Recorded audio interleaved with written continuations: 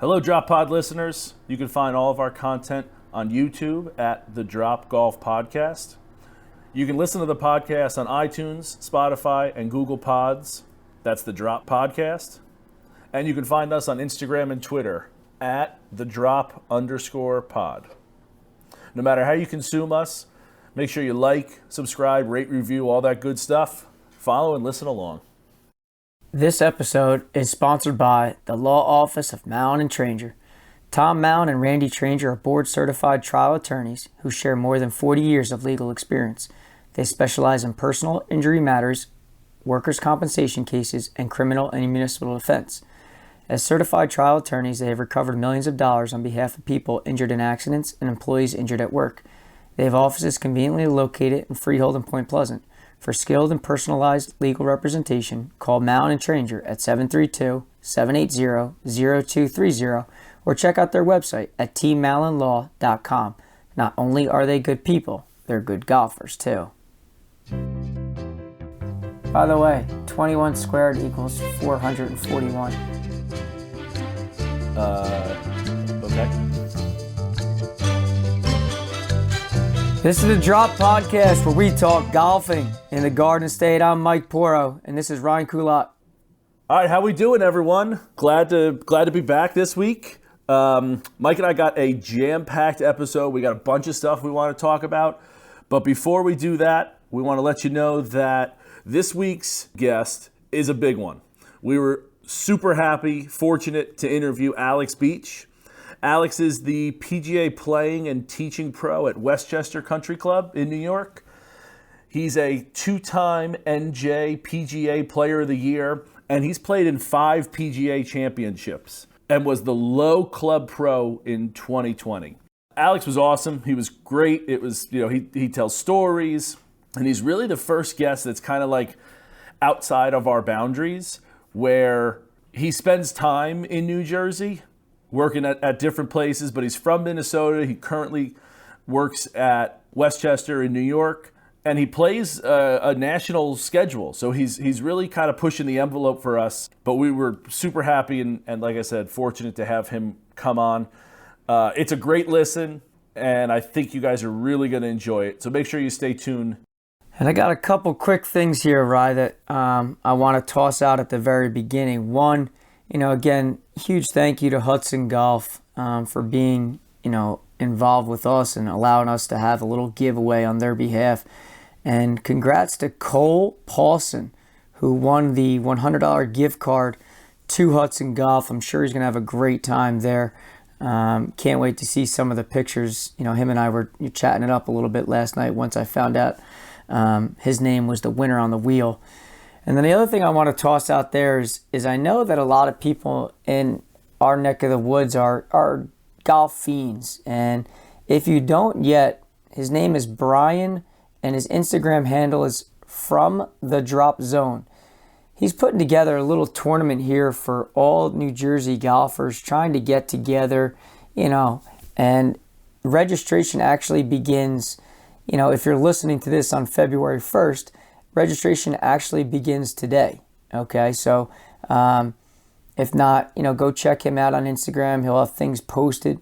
So it's a great opportunity for guys like us, others that are looking just to compete, network, socialize, and clearly have a good time. So go check him out, From the Drop Zone on Instagram. Brian's a great dude, and I think it's going to be a great event.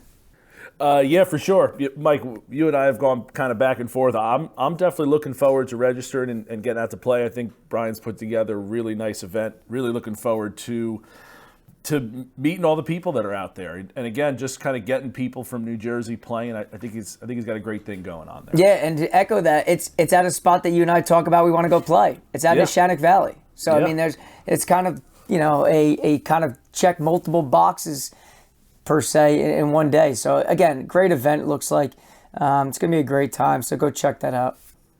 And as Mike said, if you don't follow Brian or the Drop Zone, go ahead and give it a listen. Brian does a really nice job.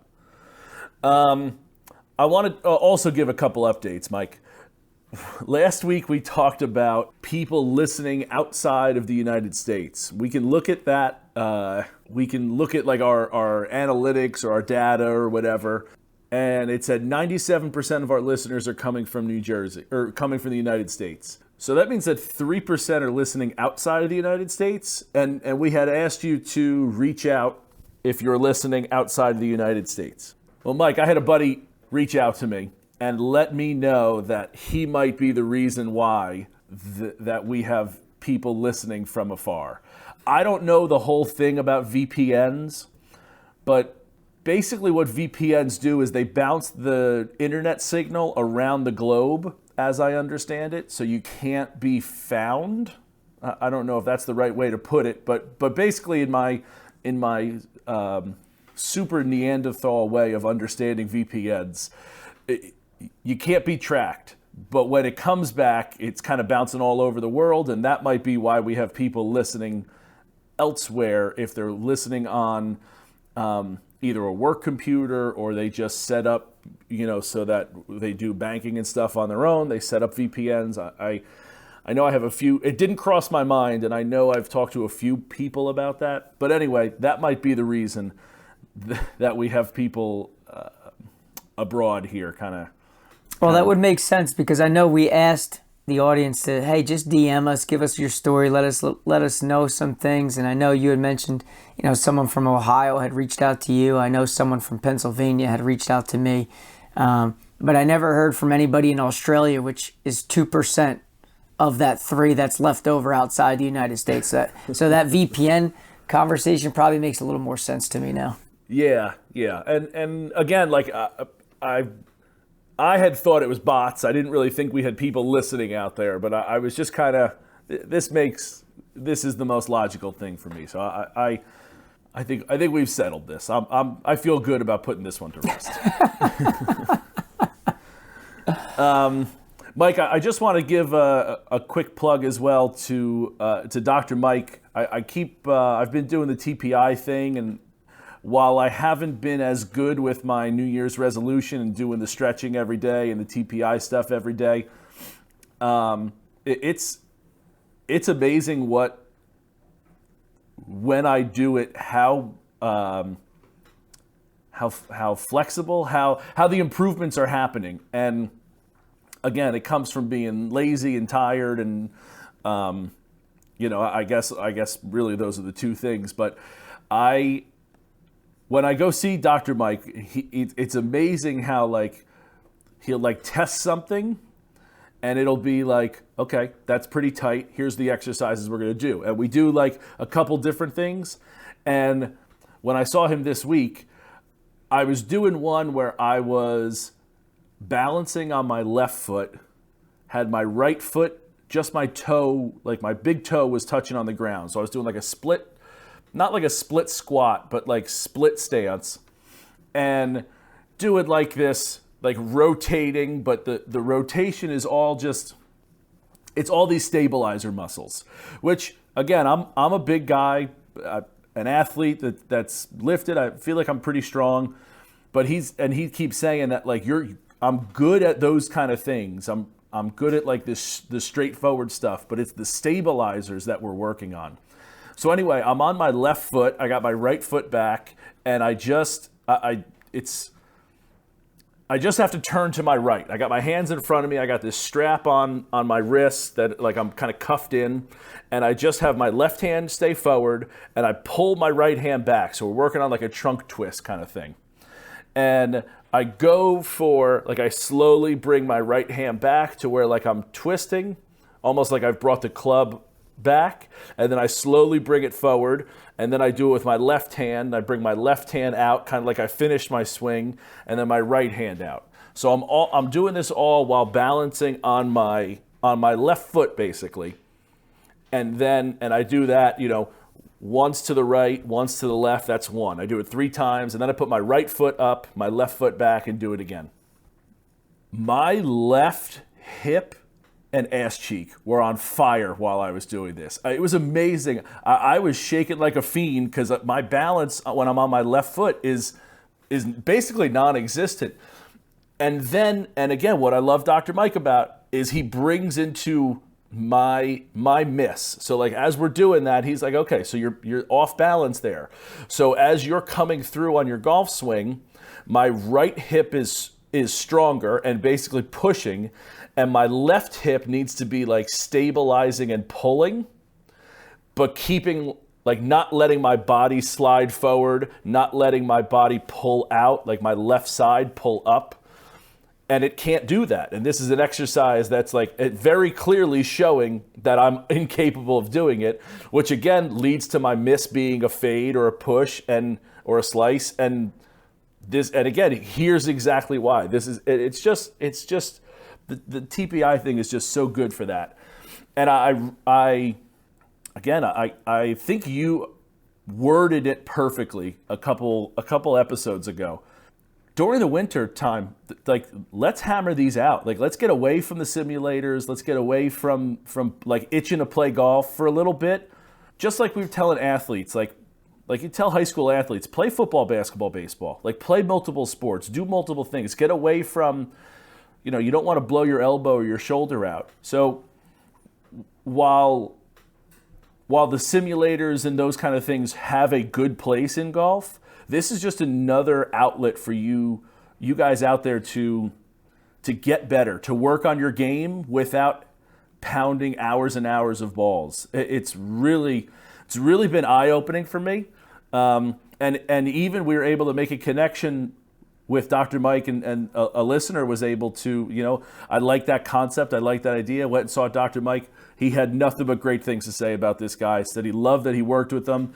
And I'd also like to remind anyone that's listening, you don't have to be a young guy to do this. This isn't like a young person's thing. It's not an old person's thing. This is for anybody that wants to improve their golf swing.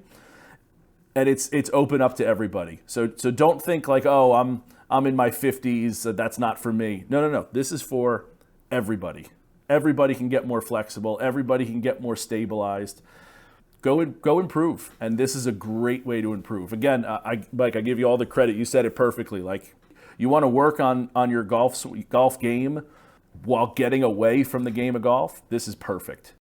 Yeah, I think it falls under the category of kind of like less is more sometimes. We've heard multiple very good amateurs on our show, and we've heard multiple pros say more or less like, you don't got to go out there and beat balls 7 days a week. There's many aspects to the game that you can improve at. And being flexible, being limber is clearly one of them. It's also the same thing about finding time to get in the weight room, get in the gym, be a little stronger. Reading books, doing drills. It's not always about getting to the range or getting to the simulator and just pounding away. Like, it's not always the case. I think, what you're learning and what you're, validating is that's accurate. Like, sometimes we got to take a step back, put the clubs in the closet, and let's reassess where I'm at. And I think, you taking this challenge on, I can't wait to see what it looks like, because it sounds like you got to clear out quick on the left side so you can rotate those hips, boy. Yeah. Maybe put on some Shakira, the hips don't lie. No, I say it all the time. Your hips don't lie. Hopefully not hopefully. I know we're going to keep working. Hopefully it's the results that I think it can be and be truly a great thing.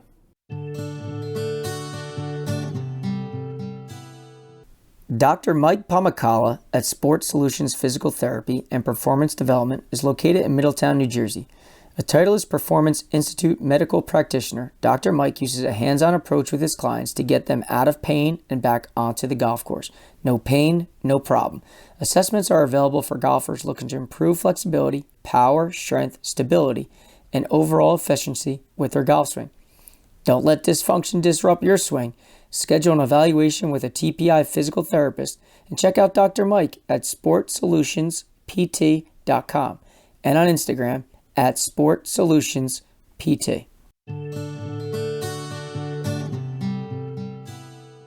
All right, Mike, I got something for you. We talked about golf rules last couple weeks. And this week I wanted to address the dress code. And I think you and I are very similar in this, but I think this is appropriate. I have on our rules things that we're tackling here, I have dress code, and I think it was appropriate with what Sam Ryder was wearing. I'm just going to say it. I don't like the joggers. I don't like that look in general. I don't like it in like at the mall, out to dinner. I don't like that look. There's nothing about it for me that does it. I don't agree with it. Just as like a concept, I guess. I don't even know if that's like I think it's a bad look. Is basically how I look at it.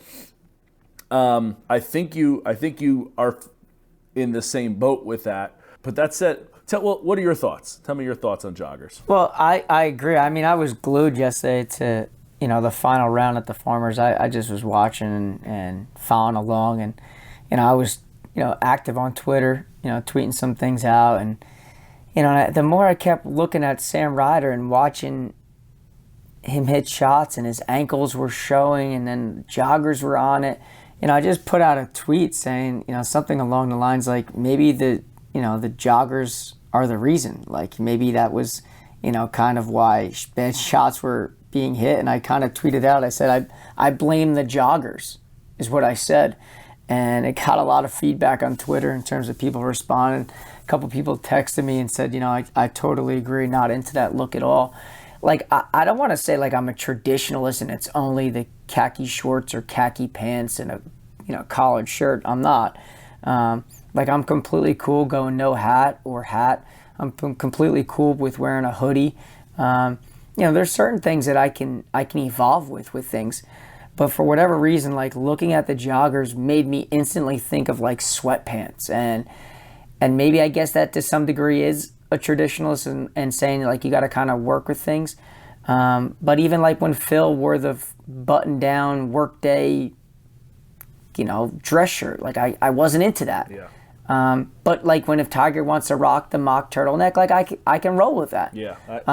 So there's certain things for me that like aesthetically I'm cool with and I get. I just couldn't get on board with the joggers, and that's why I tweeted it out yesterday. And the feedback and some of the responses were comical. Some people agreed, some people didn't. But again, I just, it was a bad look in my eyes. Yeah, like I said, I'm not a fan either, just of the look in general, and then definitely not on the golf course. But I'm with you. Like I'm for more casual on the golf course. I didn't like Phil's look with the button down either. It looked just funny on the golf course to me. Not that was a bad look. Like I'm a big button down guy, but I don't that on the golf course just didn't do it for me. But again, those like hooded long sleeves that are becoming more popular now, I'm good with those. I like the mock neck. I'm good with being more casual, but something with the joggers doesn't do it for me. Yeah, I mean, listen, I was active yesterday on Twitter, just, tweeting things out and responding to people and doing that type of stuff. And I can't lie, like, yesterday afternoon, it was hot. I mean, and again, I know this is coming out on Wednesday, but I'm referring to Saturday when the final round was being played. But, it was hot in terms of people commenting and, stating their opinions on what Sam was wearing. I guess I just was on the other side where I couldn't get on board on that. Yeah, I wonder if it's like a millennial thing or like whatever this generation is now that's like younger. I don't, I know things trend and everything comes cyclical. Nobody's wearing baggy shorts or anything these days, and that was when you and I were in high school. That was the AN1 was the way to go. But I know that trends go. Again, this is one that I can't get on board with. Mike, the next place that we want to go is we got to come up with a better name for this. 21 counties, 21 courses. It doesn't roll off the tongue. There's got to be something better that we can call it, like 21 squared. But is it 21 squared? I'm not a math guy, but is 21 squared 21 and 21, like in a sense? Well, 21 counties times 21 courses. That's what square, like you're... So I think that, I mean, you're right. I'm not a math guy either, but I'm pretty sure that's what it is. I don't know. But anyway, I'll tell you what, here we go.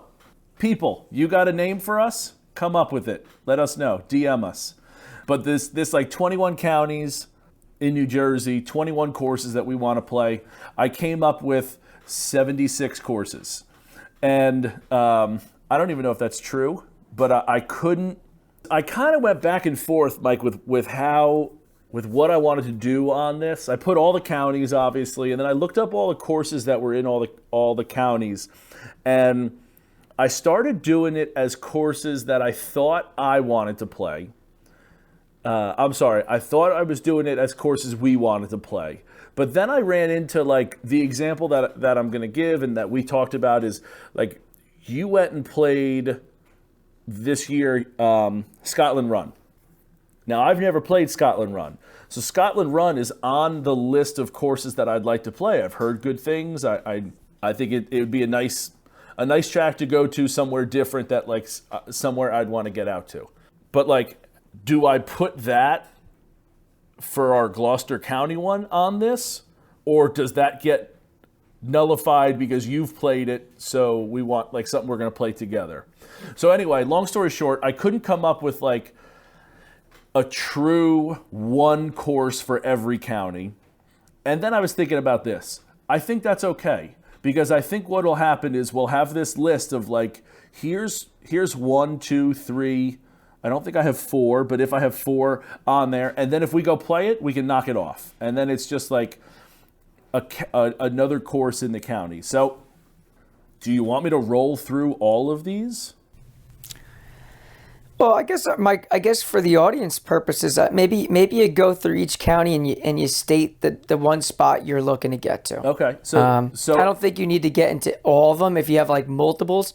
Like obviously when you go through certain counties, there's only one, so it's easier. Right. But this way the audience has an idea, because again, we got all the counties that listen to the podcast when I check the analytics. So there's people everywhere listening. So I think they'd be curious to hear like what's Ryan's number one spot in my county. I think that's good, and here's what I want to do. I'm going to name all the courses that I have on that list, and again, it's some of them are 1, so we can talk about it. Some of them are 2, and I'll tell you which one I put.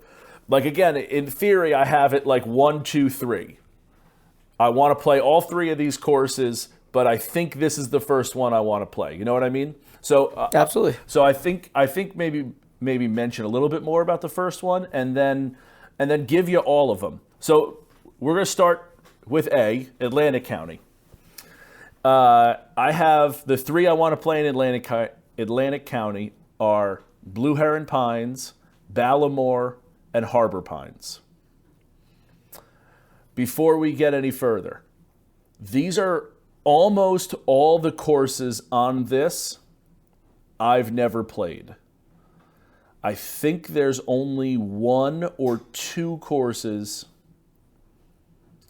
No, because I think there's 3 or 4 courses that I've played, but either it was a long time ago or there's construction and it's like basically a new golf course now, from what I understand, or we'll get to those as we go through. So, but most of these, like if I say a course, it's because I've played it and I've played it multiple times, and I don't, like there might be a better course in that county, but I've already played it a few times. You know what I mean? Yeah. I'm looking right at your Atlantic County courses, and I was fortunate to play all 3 this year. I think I played Harbor Pines actually the end of last year. I should say the end of 2021. Yeah. And those are 3 great tracks. I would definitely. I don't know where you could go wrong. Like I loved Blue Heron when I went there this past fall. Ballamore is a great golf course. It really is. That 18th hole is really cool. And Harbor Pines is another fun track. So listen, you really can't go wrong with either one of those 3. So I have Blue Heron only because I don't know. I feel like I've heard a little bit more about it than I have Ballamore or Harbor Pines. But again, all 3 are tracks I want to get to.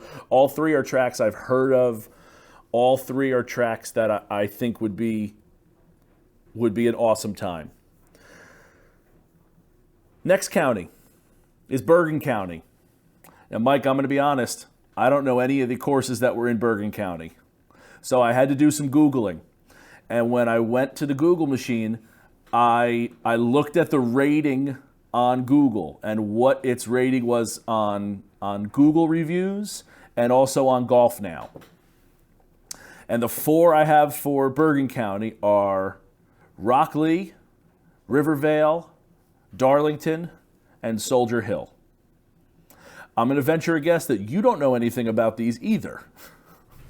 I do not. So I can't even give you anything there. Right. So I got blanks. So I'm going to say this: if anybody has, I don't know why. Again, I think I put Rockley first because it had all of them were over 4 rankings on Google. It was 4.4. Out of 5? Yeah, out of 5. So it was like a 4.4, 4.3, 4.3, 4.2, and or something like that. And that's why I rated it. Again, I don't know anything about these. So if you guys listening, if you know anything about them, certainly DM us and be like, no, Rockley's nice, but you want to go play Soldier Hill first or whatever. DM us. I think that would be. We need help. So help us. Obi-Wan Kenobis, you're our only hope. And I think that's going to happen for a few of these, to be honest, between you and I, Mike, because I think we go to Burlington County, and the same thing. I have Ramblewood, Deerwood, and the Lynx. I'll tell you what, Ramblewood puts out some great looking pictures on Instagram. Right? So, that's why I have them first, to be quite fair. Those pictures looked amazing. But I think that Ramblewood and Deerwood, their website, a lot of Ramblewood and Deerwood looked similar. So I don't know if they're either owned by the county and the county's doing a nice job, if they're owned privately and like owned by the same ownership group. I don't know. But those are the 3. And again, Mike, I know nothing about them. So do you know anything about them? 0. So again, public, help us out. If anyone knows anything about those, is there a different order? And is there one that we're missing on there that's like, those are nice, but this one's better? Again, certainly let us know. Next, we move to Camden County, Valley Brook, and Pennsauken. Now, Valley Brook is in the Ron Jaworski family of courses. So I put that one first because what little I know about the Ron Jaworski courses that I have played, they do a nice job. So my guess is it's done pretty well. Don't know anything about it. Don't know anything about Pennsauken either. But I'm open to, again, listeners, let us know. The only reason I have Valley Brook first is the Ron Jaworski factor. If you recall, Lewis Kelly, the New Jersey State reigning Open champion, yes, said that Pennsauken Country Club was a public spot that we needed to go to. You know what? I put what he says in high regards. So just add that as a little tidbit there. I completely forgot about that, and yeah, and I forgot about that. So maybe we'll flip those. I think we'll have to do some thinking on that. That's pretty good. Mike, now we come back to the east side of the state, and we come to Cape May County. Shoregate was one you mentioned. It's one that I hold your opinions and thoughts in high regard. So I know that you said you wanted to play Shoregate, so that's my number 1 as well in Cape May. The other course in Cape May I'd like to play, Cape May National. So I have played it before, but again, to this point here, it's been a long time, and so that's why I have that second as well. You wanted to play Shoregate. I've played Cape May National 3 decades ago. Yeah, I mean, listen, Shoregate is one of probably, I have a list, but they're definitely in like the top 5, top 10 in terms of where I want to get to in New Jersey this year. There's no doubt. Okay. No doubt. I think Shoregate, the pictures, the history, everything about that place is super, super high on my list. All right, Mike, now we come to where I think we're going to get some controversy. Cumberland County. Cumberland County has one 9-hole golf course and an executive golf course. Now, if there's a way to maybe play the 9-hole golf course on the way back from playing the other golf courses, so be it. But I'm not really interested in going down to play a 9-hole golf course in Cumberland County that didn't look top notch. And I put that caveat in because later we're going to go play a 9-hole golf course, but the facility does look top notch. Yeah, and I second that, and I don't even, we could take out the top notch aspect of it as well, but it's just the fact that, like, if we're looking to play golf, we're looking to play 18 holes, and we want to play a normal regulation golf course, and it's no disrespect to Cumberland County or things of that nature, but and listen, if we're wrong, we'd love to be corrected. Mm-hmm. But we just don't know where in the county specifically there's a, USGA rated, 18-hole golf course. Everything that we kept seeing was a 9-hole executive, maybe something that's 5,000 yards. So, for me, it's again, no disrespect, but I would just probably bypass that. The other thing I would say is if we're missing one, please let us know, or if you know of a private track that we could get on, certainly you could let us know that as well. But we tried staying public for this. Not tried. We stayed public for this. And yeah, just no disrespect to Cumberland County. There's just not a lot of golf down there, it seems. Mike, the only reason why I say that about the 9 holes is that if we skip 2 counties and go from Cumberland to Hudson, we have Skyway. Both of us want to go play Skyway. That is a 9-hole facility, and it's the only golf in Hudson County that we have on this list, but it's 9 holes. However, right, it looks like a real facility, not a real facility. It looks like a top-notch facility with exquisite views.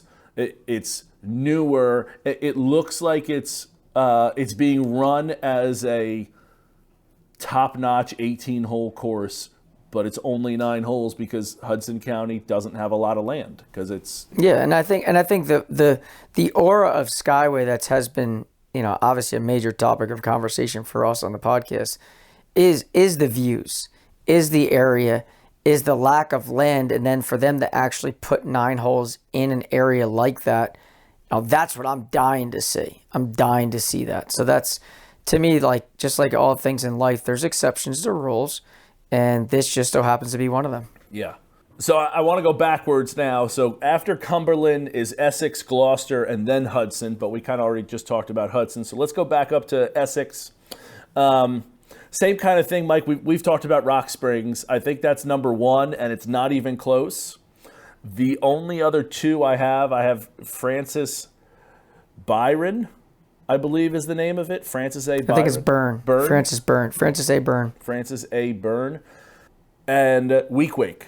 And I know that Francis Byrne hosts some qualifiers usually every year. I think you had mentioned that. So it's got to be pretty good, but I don't know anything about it. And Week Wake, I like it. It's like it's right next to the highway. It just seems interesting to be like a golf course in a park that's in a city. So again, Rock Springs is far and away, and then a distant second would be Francis Byrne, and then a very, very distant third would be Week Wake. I think it's lockstep there. Yeah, it's not even close. For me, it's Rock Spring and everything else after that. Yeah. Then we go to Gloucester County, Riverwinds, golf, and tennis. If you remember, Mike, Troy was talking about Riverwinds. We were talking about, is it the 17th hole, the par 3 that's got a beautiful view? So for me, that's one that I've heard of. You've heard of it as well. You had some good stories. Our guy Troy is backing it up as well. That for me is the number 1. Not as far as the Essex gap is, but then Scotland Run. Again, because you've played there, I want to play there. I I think it was an easy choice to be second, quite frankly, and then third on this list is Wedgwood Country Club. Again, don't know anything about Wedgwood either, but it was held in high regard as I was doing my research, so I wanted to add it there as well. Yeah, I mean, River Winds is definitely something. Again, if I start going back to, some of my spots I definitely want to go to in 2023. That's a good one on my list. I would love to get out there and see that. I know a friend that lives out in Camden and speaks highly of that place. Troy obviously echoed that. And not to say I wouldn't go back out to Scotland Run, because I thought that ninth hole there was just absolutely phenomenal. But I would like to go see River Winds first. Yeah. We did Hudson County with Skyway. The next one after that's Hunterdon. Hunterdon has Heron Glen, which again I've heard exceptional things about. I believe they host some qualifying things there as well. Not that I get them confused, but I think Heron Glen is right, like, to me it's like Heron Glen and Neshannock for whatever reason. I think maybe because like one's in Hunterdon, the other's in Somerset. They're just like kind of out in that like West Jersey area. That's like, but they seem like they'd be very similar to me. So that's one I want to get to. The other one is in Hunterdon is Highbridge Hills, but those are the two for Hunterdon. Again, same thing with you. I'd imagine you don't have a ton of information on either of these two. Yes. Got nothing. So again, relying on the public here, you let us know your thoughts on those two. But Heron Glen is my first before Highbridge Hills, and it's again, I think there's a gap between those two. Mercer County is one that I do know that we have some information on. I've heard great things about Mercer Oaks. 36 holes. I've heard nothing but good things. I have a friend who lives out that way, and that's a place that I want to get to. Mercer Oaks is number one for me, and again, there's a drop-off. I then have Hopewell, Princeton Country Club, and Mountain View. And I don't know if I wouldn't put Mountain View second here. I was really just a little less focused on the behind, because Hopewell, Princeton, and Mountain View kind of are the same, like interchangeable for me. But Mercer Oaks is my number one here. Yeah, I actually was fortunate. We played Mercer Oaks, and when I was in college playing at TCNJ, we had privileges to play out Mercer Oaks, and 36 holes, beautiful spot, great practice facility, nice clubhouse. I mean, that definitely, to me, when you're thinking about that area out there, they do it right in terms of public golf. So there's no argument in terms of that being number one on the list. Yeah. So there we go. We got Mercer. We're gonna stay in the M's. Go to Middlesex. Again, the first time I ever broke 80 was at Tamarack. And I've heard that they put a ton of money into... First, isn't there an east to west Tamarack? Yeah, they put the money into the east. So again, I played it so long ago that I don't remember whether I did it on the east or the west. I don't even know when I did it, if I knew that there was an east and west, but Tamarack's a place I want to get to. Again, technically I've been there, but that's one that I want to get to, especially with all the money they threw into it. I think it would be a dereliction of duty if we didn't go see that with the Yep, new. I totally agree. To me again, that's Rutgers. I know you've played it. Mm-hmm. I know people have reached out to us about it, but Tamarack is far and away for me number one in Middlesex. So not even close. Again, and then I have Rutgers on there because again, I know you haven't played Rutgers, and I think that it's a must play if you live in New Jersey, because it's, we're one of the only states that doesn't have a New Jersey University, University of New Jersey kind of thing, and it's Rutgers for us, but it's not called that. So I would also say that this is the official golf course of New Jersey, being that Rutgers is the official University of New Jersey. So that's a generous title. I think it would be fun to get up there again. I like that Rutgers does their seniors have a little bit of their, they each take a couple holes. I like a lot about it. Monmouth, again, being this is near where I live, I've played most of the courses. I know you haven't played Sun Eagles. We kind of went back and forth about maybe not putting anyone on this, but Sun Eagles is one I know you want to get to, so it's one that I would certainly play. I love the bones at Sun Eagles. A.W. Tillinghouse course, it is an incredible, the bones to it are awesome. I think we should play it sooner than later. I am worried that it is going to be fully private in a few years. But just an absolute great track that I know. Did you say you've never played it, or you haven't played it in a long time? So I've played it, but it's been some time. It has been. I can't tell you the last time I've played my own ball for 18 holes there, and I do agree with you. The sounds that I hear are that it is going private. So getting on there is definitely going to have to be a sooner than later type thing. Right. The other one I have is Hominy Hill. I know that's kind of where this podcast started for us, but we played the back twice, or the front twice. Didn't play the back. We played the back 9 twice because that was the front that day. The starting tee was number 10, if I'm not mistaken. So we just kind of wrapped around so that we could get 18 holes in, even though they were the same 18 holes. But I feel like you should get there to play have the whole experience. Comment or no? No, I agree. Okay. Wholeheartedly. Sometimes you say it too good that I don't need to add anything. Mike, after Monmouth, we go to Morris, and I don't know anything about these 4 clubs, but I've heard some things about them. Bowling Green, Berkshire Valley, Knoll Country Club East, and Flanders Valley. Again, I assume you don't know anything about these either. I may flop Berkshire and Bowling Green. I know a little bit about the area, and Berkshire Valley Road has beautiful houses on it, so maybe the course is beautiful as well. Is like the stupidest logic I can come up with, but maybe that's it. Yeah, I got nothing. Yeah, I've never played any of those 4, so I'm deferring to you and the audience on that one. We move on to Ocean County. For us, and we've talked about this on the pod before, LBI National is the only one that we were really interested in playing. Either we've played it before too many times or whatever, but it's LBI National, right? Yeah, I mean, we've been fortunate to play all the other ones, so I mean, to me, it's kind of like what's left. Yeah. And that just seems to be it. Right.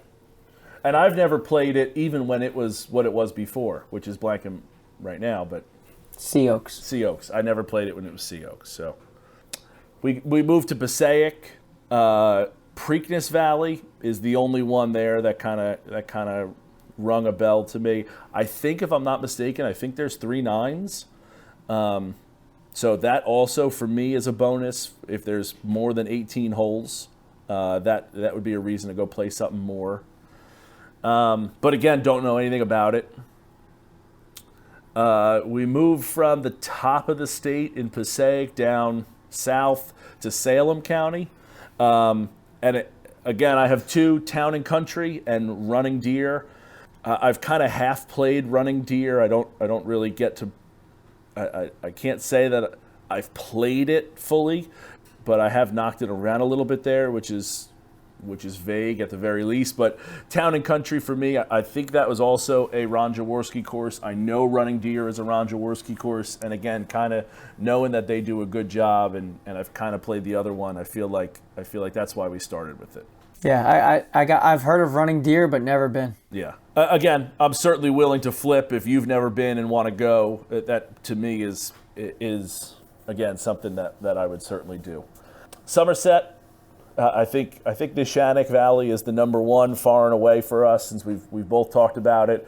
But also there's a couple, Royce Brook, Fox Hollow, I've heard great things about, and then Quail Brook also was rated highly. So I got those 4 on there. But for me, that's a 3-tier one. It's Neshannock far and away, Royce Brook, Fox Hollow, and then Quail Brook. Yeah, Neshannock's definitely number 1. I've played Quail Brook, and the New Jersey State Golf Association has one of their amateur qualifiers there. Great little public track. But like you said, for me, it's Neshannock and then everything else. Okay. From Somerset, we moved to Sussex. There's a bunch here. I know both you and I have played Ballyowen, but quite frankly, Mike, I loved Ballyowen. I would love to play it again. I have all of those Crystal Springs ones on here. This is the most that we have. I got Ballyowen, Wild Turkey, Crystal Springs, and Black Bear, and all of those are owned by the Crystal Springs Resort. I also have them in that order because I think that Ballyowen is the number one. Wild Turkey is a I don't know if it's a close second, but I know it's not a far second. And then Crystal Springs and Black Bear, I believe, are their 3 and 4. I also have I saw a thing on Great Gorge. They have a golf course, and High Point as well.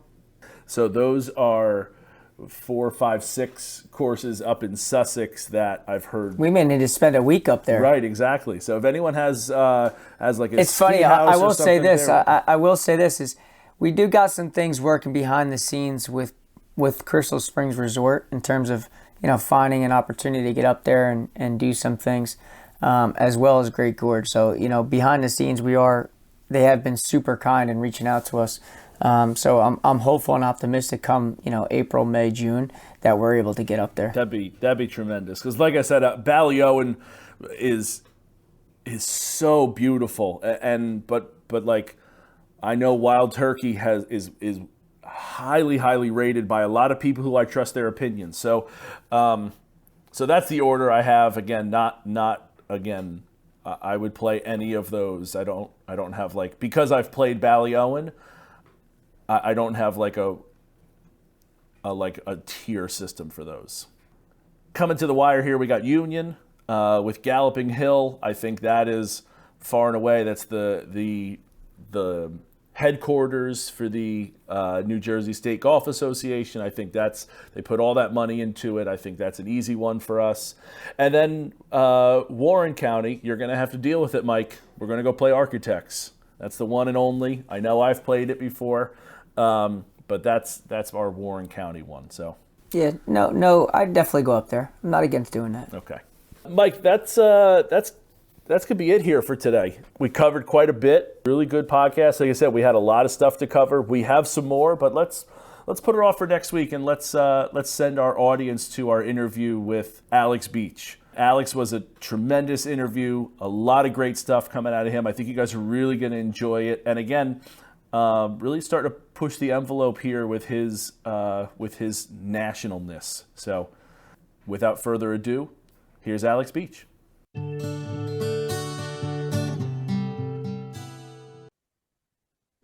Hey, what's going on? Alex, what's going on, Hey, pal? what's up, Alex? How are you guys doing? Good. How you Great. doing? How are you? Good. Can you guys hear me okay? Yeah, I can. Right. You good? You hear him on your side? Yep, perfect. All right. So on today's episode, we're fortunate enough to have a guy who's a phenomenal golfer that I'm sure a lot of us have heard about, read about. Today's guest is Alex Beach, two-time New Jersey PGA Player of the Year in 2016 and 2017. 4-time Titleist Player of the Year, which is awarded to the number one player on all of Titleist staff members. Another big accomplishment for him was he won the 2019 PGA Professional Championship, as well as in 2019, the National Car Rental Assistant PGA Professional Championship, becoming the first PGA member to win both in the same calendar year. He's also played in 5 PGA championships, where he was the Low Club Pro in 2020. He held Korn Ferry's tour status as well as a PGA Tour Pro from 2019 to 2021. And he's currently a PGA playing and teaching professional at Westchester Country Club in New York. Alex, thanks for taking some time to come on the episode today. Man, that's quite an intro. Thank you. I'm happy to be here, guys. It's your intro. Yeah, listen, it's all your stuff. Yeah. I kept looking at him like, man, I probably could go deeper, but I don't know if we'll ever have a question and answer session of this. Well, there's 2 things. One, it makes me feel like I'm getting older, but 2, no, it's just kind of fun to look back. But no, happy to be here, guys. This will be fun. Yeah, listen. Well, if you're old, then man, I'm senior citizen level. So listen, let's kind of get started here, but let's start at the very beginning. Why don't you tell us a little bit about your journey as a kid through high school golf to really to where you are today as as a competitive golfer who follows and constantly looks at things as I am, to me, you're a household name in the local New Jersey, New York area. Um, that if I were to say your name and the guys that follow along, they clearly know who you are. So why don't you give us a little background of yourself? Yeah, and it's so fun, and well, obviously I'll start at the beginning, but I was born and raised in Minnesota, and very Midwestern. I stayed in Minnesota through high school. I played 4 years of varsity golf, ninth through 12th, at a pretty big high school, Stillwater, if anyone's familiar with it. Um, and golf became a passion of mine. We moved onto a golf course in fourth grade, and I never took a lesson. I never really had any direction outside of pure proximity living on the course. I became interested. I grew up playing baseball at a pretty competitive level, soccer, hockey, things of that nature. And when it got time to go to high school, baseball and golf were the same season. And I chose to go with golf. And then my next door neighbor, who was on the golf team with me, that was a little bit older, went to the PGA golf management program up at Fair State. And he came back one time and spoke to the team and kind of told us what he was doing in school. And that kind of clicked with me as someone who, I knew I wanted to go to college, but I graduated high school in '07, which was kind of the first dose of a bad economy that we saw in our lifetime. And so I did some research and ended up going to the University of Nebraska and chose not to play on the golf team, but instead do the major and do some other things in college. And that was great. And I kind of used that time in school to, not only grow as a person, and obviously that's a pretty pivotal part in life, just growing up and getting older and having to deal with that. But for my golf journey, I really wanted to use my internships as a platform to travel. And so my junior year, I went to Flagstaff, Arizona, and worked at a club called Forest Highlands, which was really cool. Got to see that West Coast and kind of, get used to the vibe out there. And then I really also wanted to see the East Coast. And so I was lucky enough to get a job at Congressional down in DC and worked there the year that the US Open was held, that Rory won by, I think, 8 or something like that. And there's a cool story there because in 2009, maybe it was 8, someone will crucify me, but it was when Hazeltine had the PGA Championship, and I went and visited, and I have a picture. I was my first golf tournament that I had ever attended, and I have a picture with Rory. We both look like we're about 12 years old. Like, he's got like acne. I don't even know what I have going on back then. And, then 3 years later, working at Congressional, I had a picture with him and his trophy. We still look juvenile.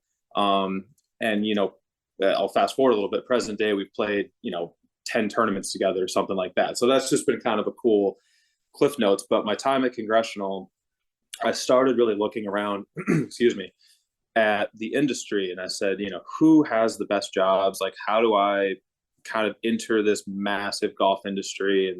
And playing was still something I really enjoyed, but it was not a focus back then. So I graduated school. My first job out of school was at Burning Tree, which is right down the street from Congressional. It's a men's only club. Really, really cool place. Worked for 2 great pros in Charlie Briggs and Ricky Tuma. I spent my winters during that time out at Desert Mountain in Scottsdale. So I kind of kept that East and West Coast thing going for a couple of years. And then after 2 years of doing that, I was kind of ready for something bigger. And there's just certain limitations of working at a men's club. If your goal is to be a head professional, you kind of need to learn some other things. And just through a very small world connection, I was introduced to David Reesner and the Ridgewood Country Club, which I'll never forget. The day that I moved from Scottsdale and I landed in Newark, having never been in New Jersey. That was a wake-up call, I think, to say the least. And that is eye-opening there. One of the pros picked me up, and I just met him. And we go to the house where we'd be staying for a little while. I eventually lived on property, but this is where I was going to live for a couple of weeks. And my eyes are wide open. I'm like, what the heck is going on? And that night, Rees took myself and the whole staff out to a Devils game where I got to know him and Tom Flatt and a bunch of other guys. And my liver will never probably forget that night. But that was kind of my first throw into New Jersey. And I say it now, like New Jersey was such a pivotal point in my career. So I worked with Dave at Ridgewood for 3 years, really learning the golf operation, running the shop. It was more of a management role than certainly anything of teaching and playing. And it was great. I learned so much. And, his connections are so deep. And he was lucky enough, I was lucky enough that he took me along and introduced me to a lot of these people who, today are still friends, mentors, and colleagues. And so I started playing in the Jersey section. I remember arriving and I looked at some of the names who I'm very lucky present day to call friends, and, guys like Brett Jones and Studer, Gaffney, Pat Fillion, these list goes on. And these were guys back in the day that were just assistants like me. Many of them now are head pros and such.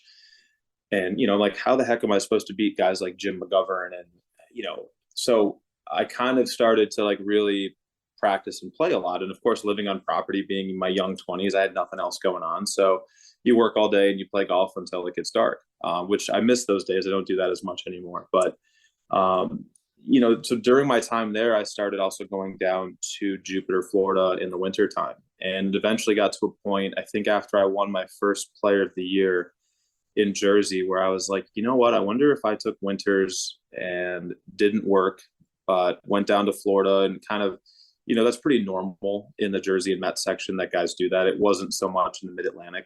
And, with the thought of, if I play 12 months a year, where can I end up? And, as I sit here today and all those things you were kind enough to say as an intro, it's safe to say it worked out. But, a lot of small steps took me to Jersey. And then eventually, I went to Baltusrol for a couple of years with Ryan.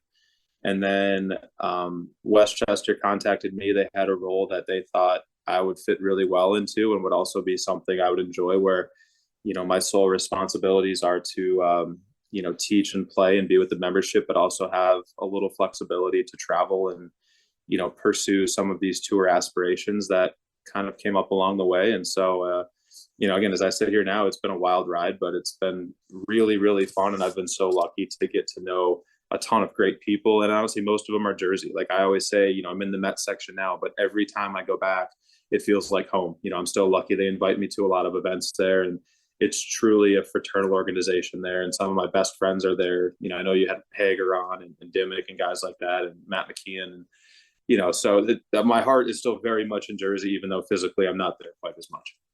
Yeah, that's kind of like, go ahead, Ryan. Go ahead. I was just going to say, we appreciate you keeping the Jersey roots, despite how tough that must have been coming from Arizona, and you get off the plane and it's just so stacked. And then staying in Bloomfield your first week there, it's got to be that is a real punch in the gut there when you think you're coming to the Garden State. It was different, but then as time went on, we saw the rest of it. It's truly a beautiful place. I mean, I tell everyone, like, the Jersey Shore is one of my favorite places anywhere. I'm lucky to spend some time there, and as well as North Jersey, but obviously it's a little more laid back. But no, it's an amazing place. That was my first. Getting off the plane, driving down Bloomfield Avenue was interesting. Yeah. A little second guessing there, maybe as you get off that plane, you're like, but not.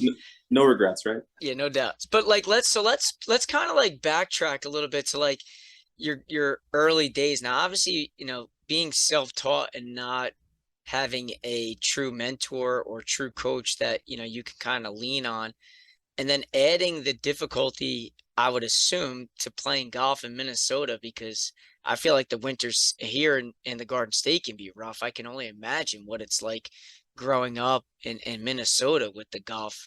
Like, what was that like as a kid going through high school and then trying to play and be competitive as much as you possibly could?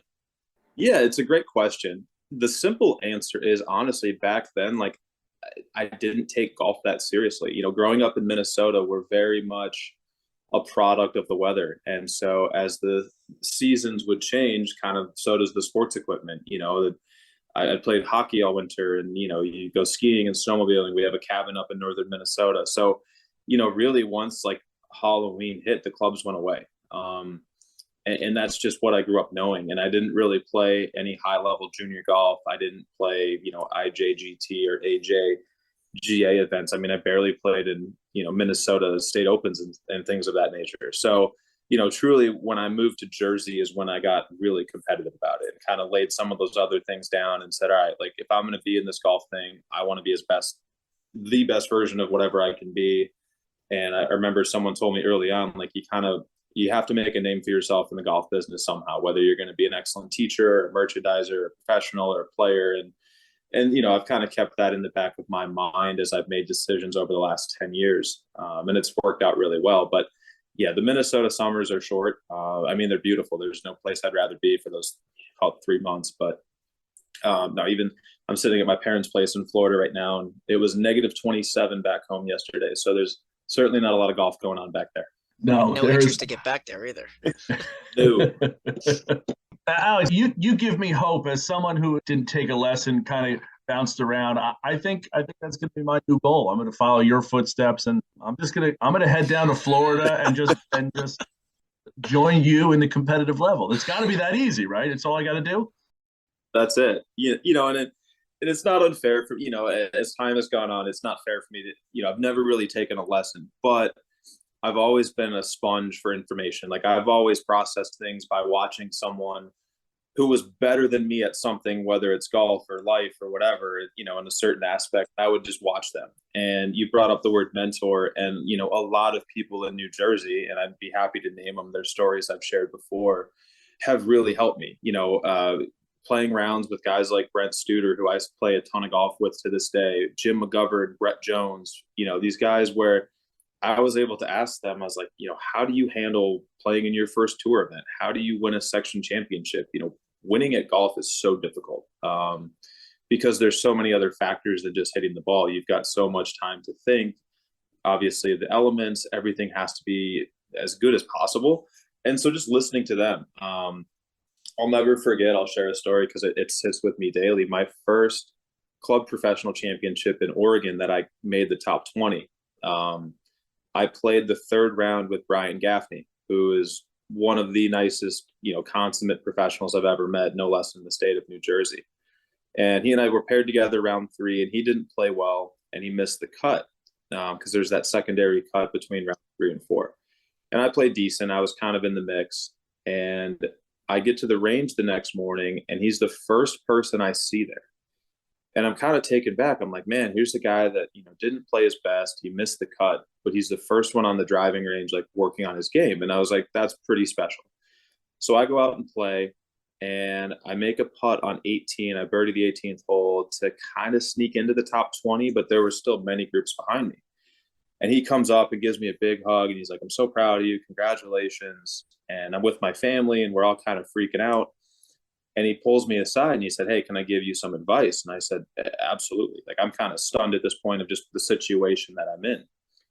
And he goes, I know you really want to go and hang out with your family and have a drink, but, there's a possibility of a playoff. And if I could make a recommendation, and I'd be happy to tell your parents, you should probably, go to the range, keep to yourself, kind of stay in the moment until you know that you're fate for sure. And I was like, okay, like, yeah, that sounds great. So I literally grabbed my putter and a ball. My caddy and I walked to the putting green that was a few hundred yards away. And, Brian kind of explained to my parents what was going on. And he came over and we're putting. And he's like, all right, like, hit this putt for real. Like, go through your full routine and this and that. And this goes on for like 15 or 20 minutes. And I'm kind of looking at my phone. And eventually he's like, hey, can I see your phone real quick? And I said, sure. And I didn't think anything of it. And another 30 minutes goes by. And I was safely in. He didn't tell me for another 15 minutes or so because he had my phone, which was intentional. But, moments like that, like, I will never forget where, someone took the time to show me something that they had learned and probably been passed on, earlier in their career. And, again, I'm looking at Brian, who's a guy that's played in probably, 4 or 5 PGA championships. I know he was the low club pro in 2012, maybe. And he's a guy that I looked up to, and now, he passed it on to me, and I've been lucky present day to like kind of pass it on to other people. But there's just moments like that where, that wasn't taking a lesson, but it was more of a life lesson and, how to stay mentally sharp and how to really win and how to, all these little things that I've just absorbed from people that have done it before me. And so it isn't fair to say I've never taken a lesson. I've never taken a swing lesson, but, I definitely have a lot of things to be thankful for and grateful of, situations like that. Yeah, that's incredible. I have a mentor. He always said it's best to learn from other people's mistakes. Now, in this case, you're hopefully not learning from someone's mistakes, but I think that kind of is similar. Like if you can learn from others or pass something down, again, absorbing that kind of information is pivotal in success. Yeah, no question. And, they say it takes a lot of losing to learn how to win, and especially relating that to golf. You look back at, maybe you're in contention and you miss a couple shots. And I've had so many tough learning experiences, as I think most, golfers that try to play at any level have. And it's pure scar tissue that eventually, when you learn how to deal with that and become very comfortable being incredibly uncomfortable, then you can succeed. And, playing in my first PGA championship, well, that makes every other tournament I'll ever play pretty easy, because you relate it to that. Like, there's no State Open or Met Open that's going to make me nervous anymore, because I've played in, a few majors, and I've played on tour, and there's no higher pressure than that. But I've also said, I think it's really tough to prepare yourself for an event like that until you actually have to go through it. You can read all the books you want, you can do all the self-help, whatever. But when you step on that first tee, your body is going through things that you simply cannot prepare for, and you have to learn how to deal with them, which has been fun, but also over time. But, every little moment like that, and understanding, you're just trying to normalize it. I've always said that was the hardest thing for me trying to play on tours. I didn't play high-level college golf.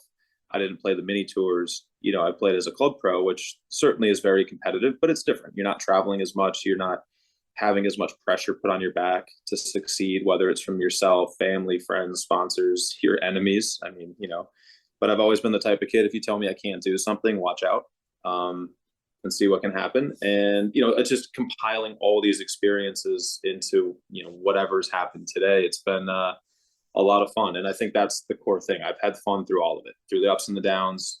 As competitive as I am, you got to just laugh at it. I hit a bad shot now, I laugh at it.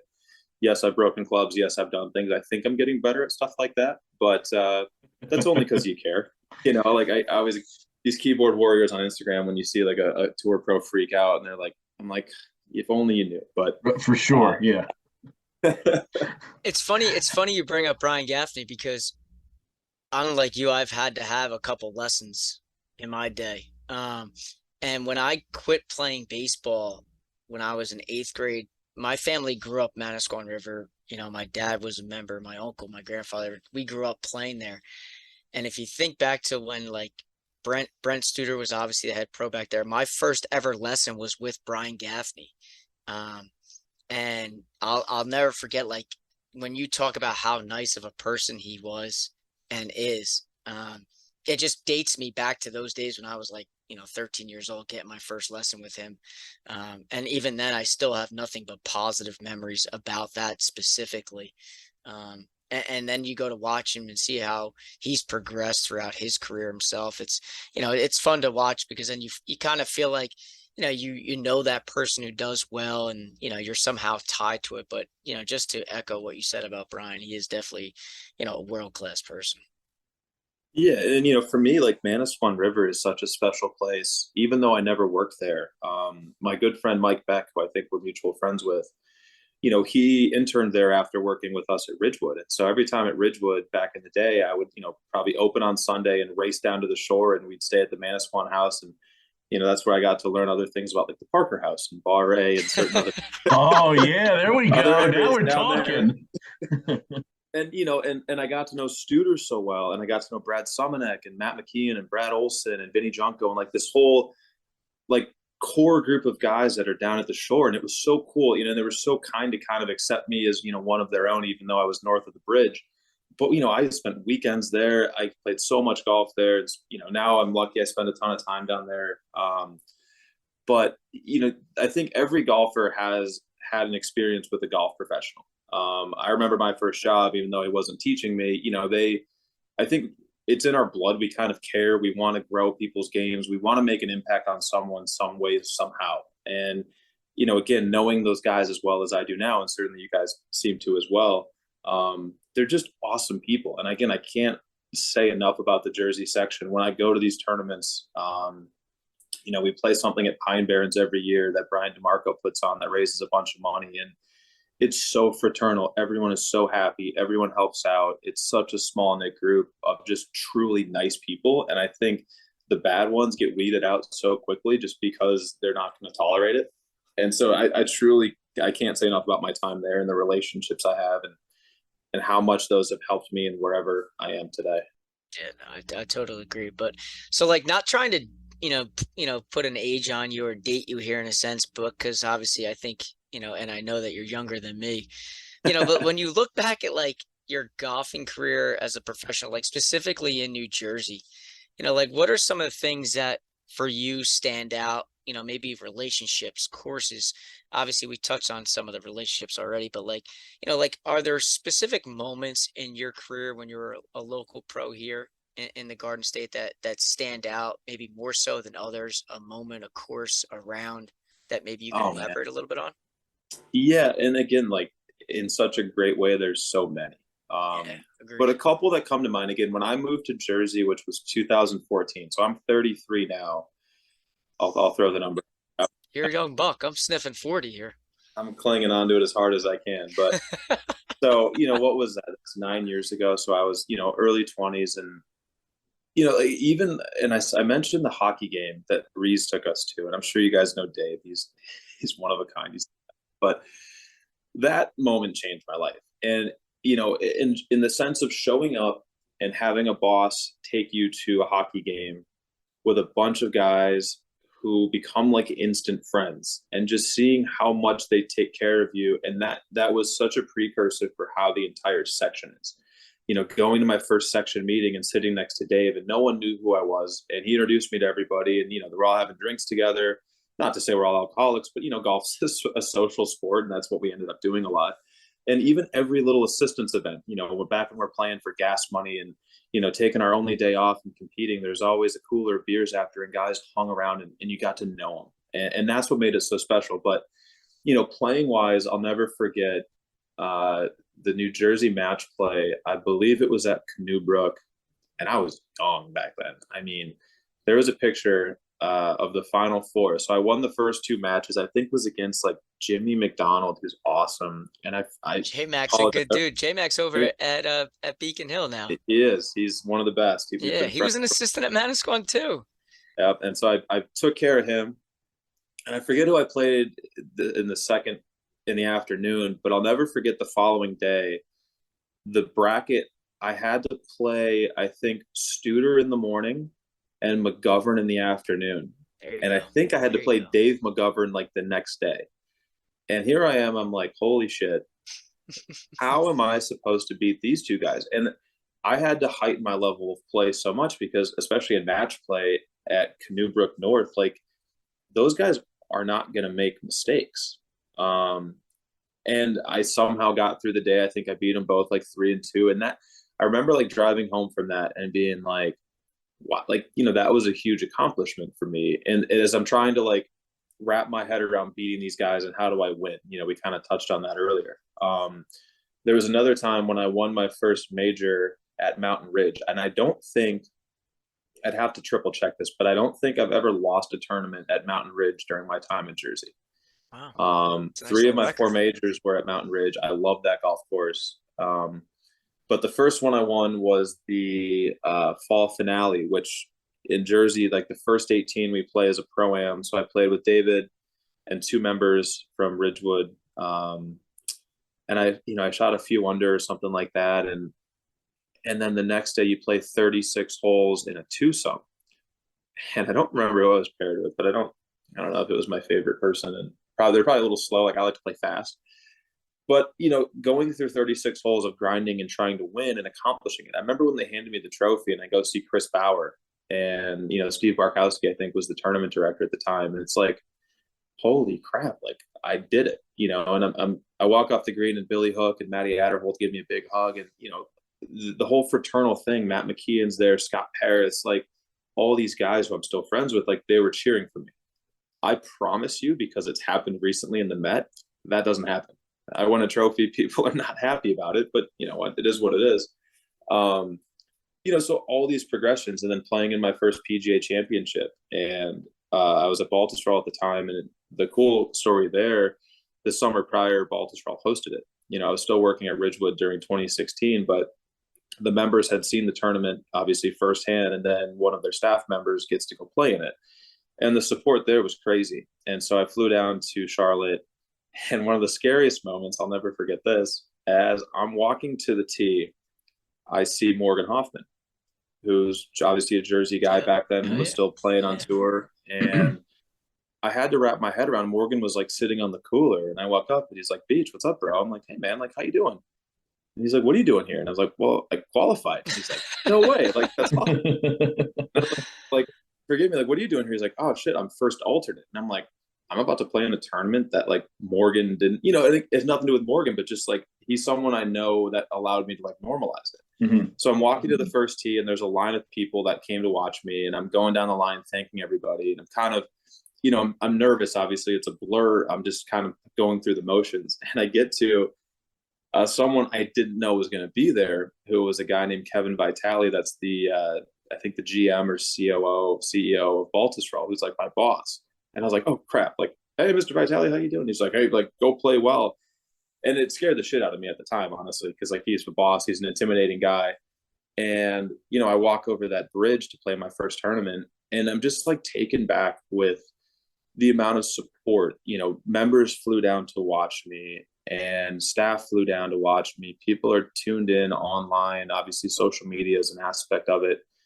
And I say to this day, like, that has been the coolest part of anything that's happened in the last 10 years is having the opportunity, for me to compete and play and achieve these kind of high levels. But the most special part is the amount of people who have supported me both in person, from afar, people I don't even know. I show up to tournaments now and they're cheering me on, or, maybe they've read or heard something that I've done. And, one of the best compliments I've received is, I don't think what's happened has changed who I am. It's changed a lot, but I still kind of approach it with a fun mindset. I don't claim to be the best golfer in any room, but I've just been lucky to have some good finishes. And, so I really think back to Jersey fondly. I still get to play in the MGP Cup every year. They still invite me to certain things.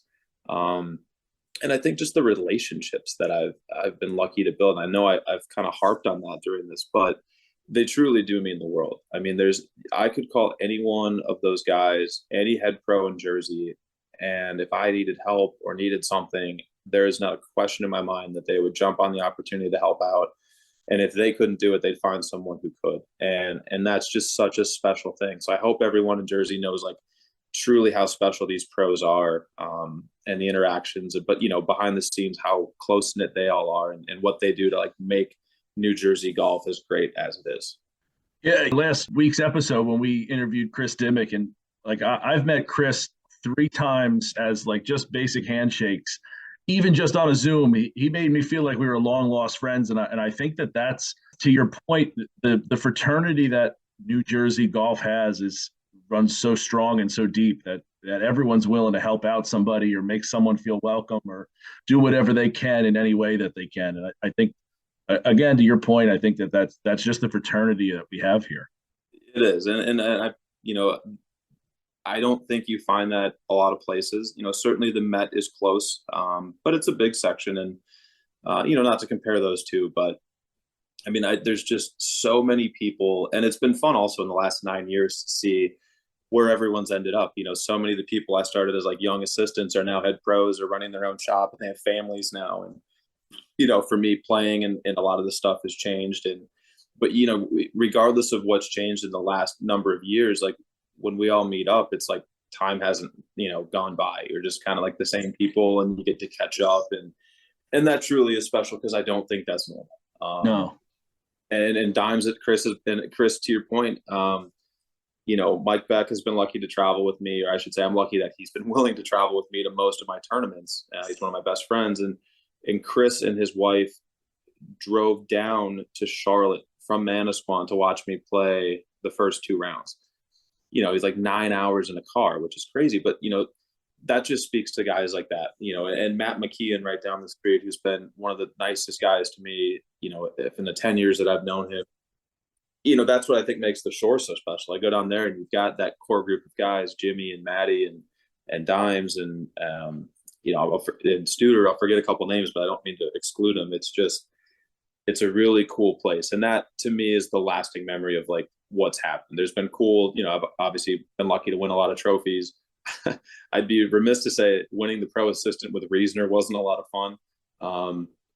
That was one hell of a night after that, and yikes. But yeah, it's fun to like look back at the photos and look back at Instagrams. I'm like, man, I almost forgot that happened. Or playing the pro with Sam every year, and I mean, we had so much fun, and it's just such an organized chaos. But God damn, yeah, we've had some good times. Alex, you've been talking a lot about like all the places you've been. An assistant here, teaching here. I know you're at Westchester now, but also playing in PGA championships and then all the state stuff. So, if someone were to define your job status, are you a professional, like a PGA professional golfer? Are you a like what category are you falling in here? That's an awesome question, and I'm sure this will be controversial. No, like to be honest, and listen, there's a lot of really cool things and really unfortunate things that happen when you maybe try to step into the circle that I've done. I'm a PGA club professional. I'm a proud PGA member. I'm a teaching professional at Westchester. And that I think there's a pretty big misconception there, not to defend myself against a lot of the rumors, but up until Westchester, I really had jobs that I had to work. I mean, I still worked 70, 80 hours a week. There were times where you're opening the shop before trying to play and you're closing after. And that's just what the job required. And I know there's a lot of people who look at maybe what I've done and assume that it's just been kind of a cakewalk, and it's been quite the opposite. I think there's enough people that will defend that. Not that I'm asking them to, but present day, I'm very lucky. Westchester has a role in Ben Hoffine and the whole staff there. And I say this a lot, but I'm truly grateful for what they allow me to do. My role there is strictly to teach and, then to play on the side. I get kind of to control my own schedule, which allows me to do a lot of these things. And what that means is when I'm gone, there's not work falling onto someone else's plate. That's kind of a tough, unfair thing in the golf business. Obviously, everyone gets in it because they love to play. Many people play at a different level, but it's hard when you're expected to be at a club every day to be away for multiple days at a time. And so I'm very, very lucky to have a role where I can do that, and they support me to do that. The membership and the board and the staff, they love it, and they allow me to do it. And I'm not the only good player on staff. We got Paul Salvaggio, Mike Ballo, Ben Hoffine, and a bunch of other guys that are very, very accomplished players. And we're all lucky to work at a club that truly supports it. The amount of texts and calls I get from members supporting me while I'm away, that's the most special thing. But if I had to define myself, I've been a PGA club professional since 2012, so almost 10 years now. Yes, I earned my tour card. Yes, I've played in some championships, and I've become friends with a lot of guys on tour, and I do get invited to a lot of really cool events. But that all happened from hard work. But I'm still a club pro at heart. I don't have a tour card anymore, so they can't call me, the tour bro anymore. But, I keep my goals set high. I mean, I want to compete at the highest level, and wherever that is, any given week, that's what I like to do. But I'm still just a proud club pro and who loves to play and compete, and wherever that takes me, so be it. So I got a question on that specifically. So like when you do, obviously you still play in the Med Opens, correct? As long as the MGA lets me, and now that COVID's over, yes, I do. What is it like, obviously because you've been so successful and you show up to the Med Open, are people scoffing at you saying like, oh, Alex is showing up to this event after he just got playing in that tournament? Do they look at you like it's an unfair advantage more or less that you're showing up to their event as they would look at it? And I only say that because I read a lot of things, I listen to things, and I always hear like, oh, when Alex Beach shows up, it's just like unfair because he's really not a club pro. Is that a true rumor? Like, do you feel Well, that sometimes or no? absolutely. Listen, Yeah. there's I've heard that. That's the only reason why I want to bring that up, because no, I've listen, heard if people scoff like, "Oh, here comes Alex. It's not fair that Alex Beach shows up." well, and that's, there's more scenarios on the golf course where I probably hear that. But if I'm going to answer that honestly, there's multiple sides. I think there's a lot of people that don't like what I've done. They're jealous. They're jealous. We'll call those the haters, Yeah, I and I agree. love the No, I motivation. agree with you. I agree with you.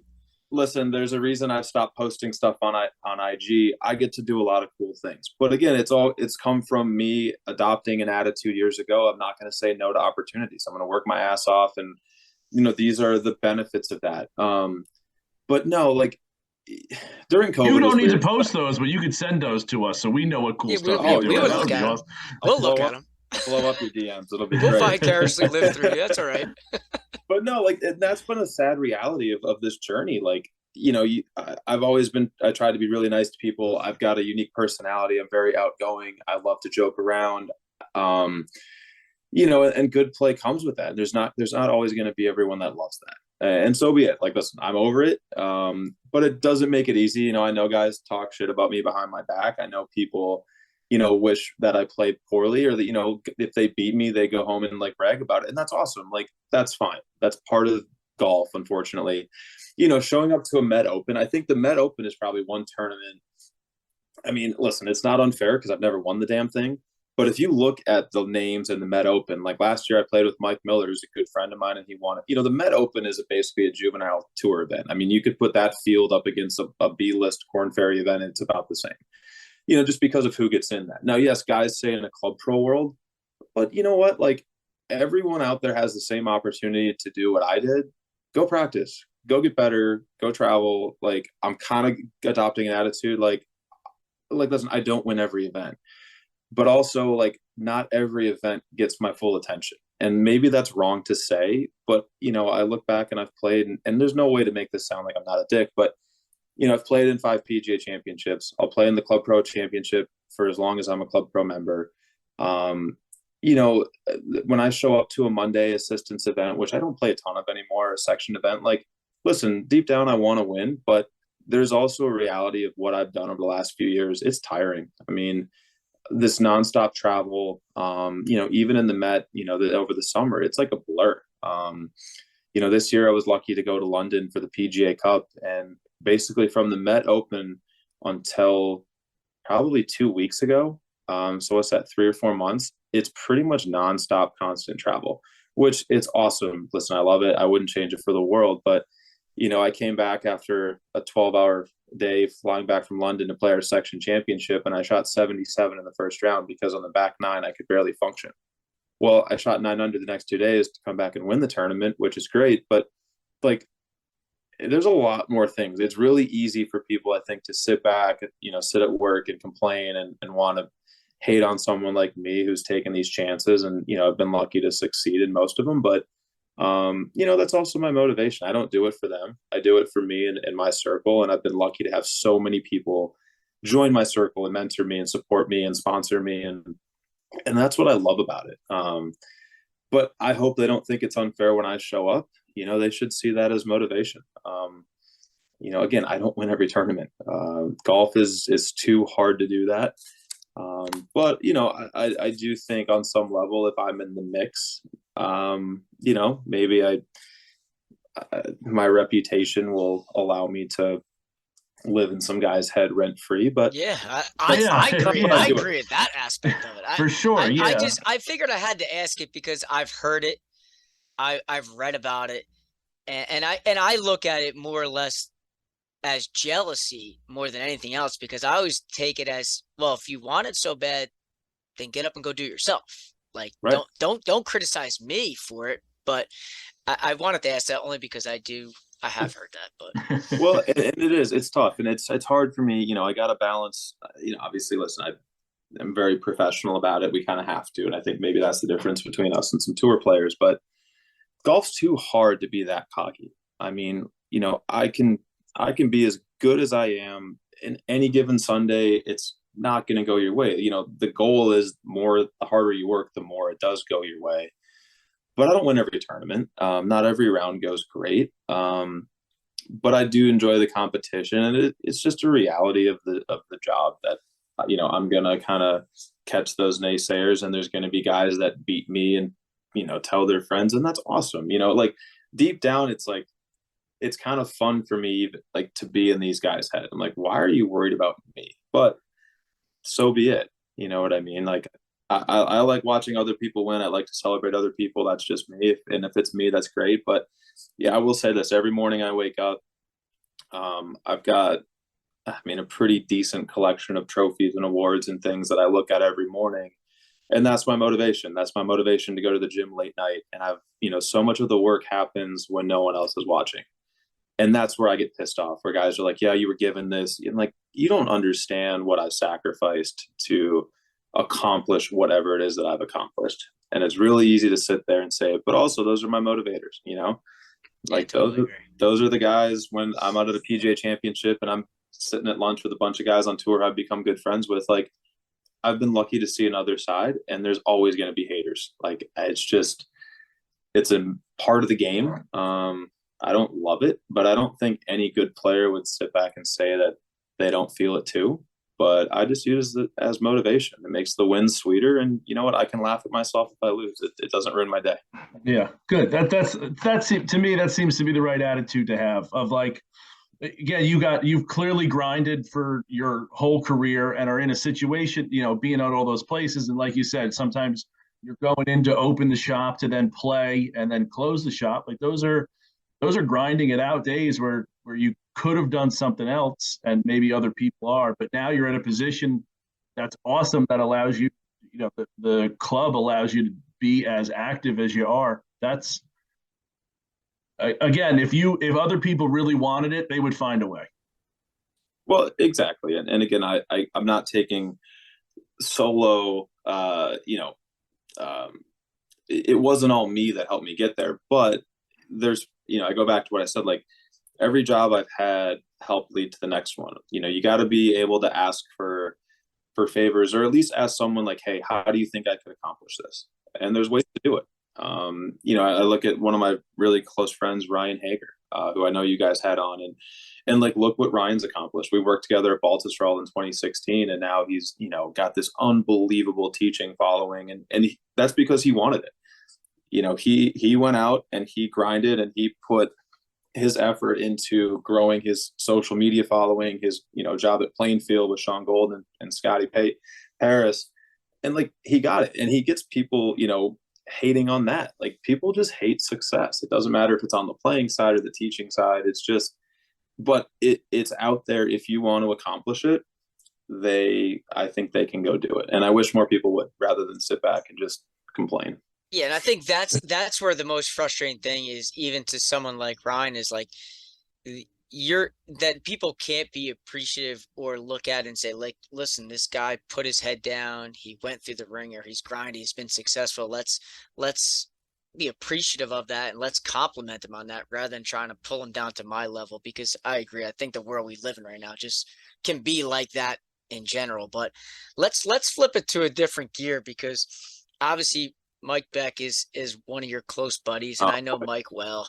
So he's gonna love this, by the way. So I can't lie. Before you came on today, last week, I said, Mike, give me some things about Alex that I can, maybe bring up in good fun. But he was very, very friendly to you, that I didn't get anything, super juicy, but I think you owe him a drink there, Alex. I can't even dig in something deep.